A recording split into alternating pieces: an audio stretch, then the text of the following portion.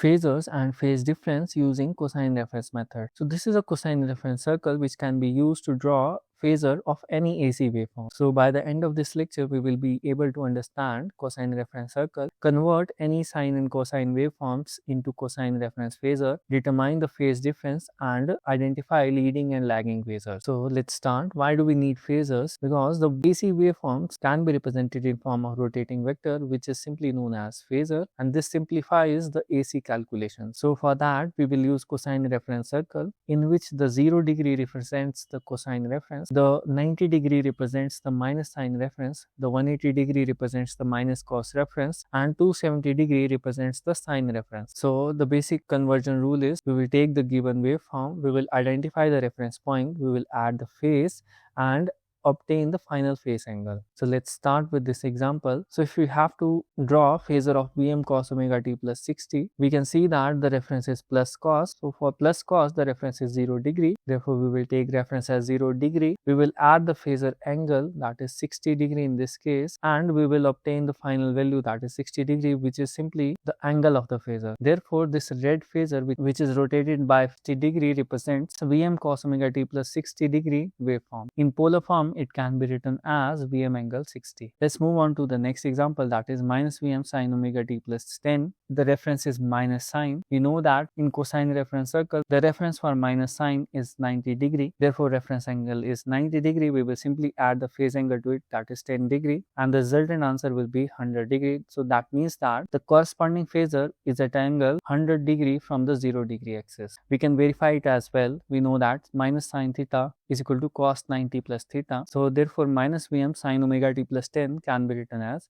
Vm cos 90 plus this angle, that is omega t plus 10 degree. This comes out to Vm cos omega t plus 100, and from the previous slide we can say that it is simply Vm angle 100. So therefore, this red phasor represents the corresponding waveform, that is minus Vm sin omega t plus 10 degree. Moving on to next example, minus Vm cos omega t minus 20. Here the reference is minus cos, and in cosine reference circle, minus cos starts at 180 degree. Therefore, the reference angle is 180 degree. We will simply add this phase angle, but since the sign is negative, we will subtract it. So 180 minus 20 is simply 160. Therefore, the angle of phasor is 160 degree. That means that this phasor is at 160 degree from the reference 0 degree line. We can verify it as well. So minus cos theta is simply cos 180 plus theta. Minus Vm cos omega t minus 20 can be written as Vm cos 180 plus this angle, and this comes out to Vm cos omega t plus 60 or Vm angle 60. So therefore, this red phasor represents the minus Vm cos omega t minus 20 degree waveform.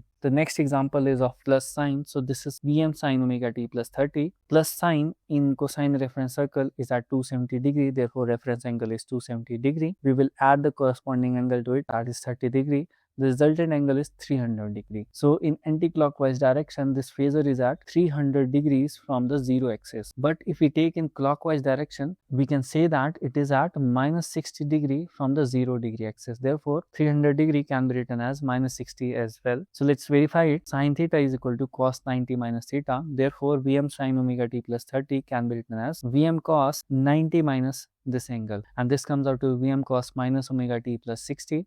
But we require omega t as positive, so we know that cos of minus theta is cos of plus theta. Therefore, this can be written as cos of omega t minus 60, and from here the angle simply comes out to be minus 60 or angle 300. Therefore, this red phasor represents the corresponding waveform, that is Vm sin omega t plus 30 degree. And moving on to the phase difference. So if we have two phasors, for example voltage and current, we will ignore the magnitude, but we will see the angles. Voltage phasor has an angle 80 degree which is drawn like this, and the current phasor has an angle 20 degree which is drawn like this. So from the phasor diagram we can compare the angles and subtract them. So subtraction gives the resultant as 60 degree. That means that the phasor difference between voltage and current phasor is 60 degree. And from here we can see that voltage leads the current by 60 degree, and we can also say that the current lags the voltage by 60 degree. So these are few homework questions. Try to solve these questions and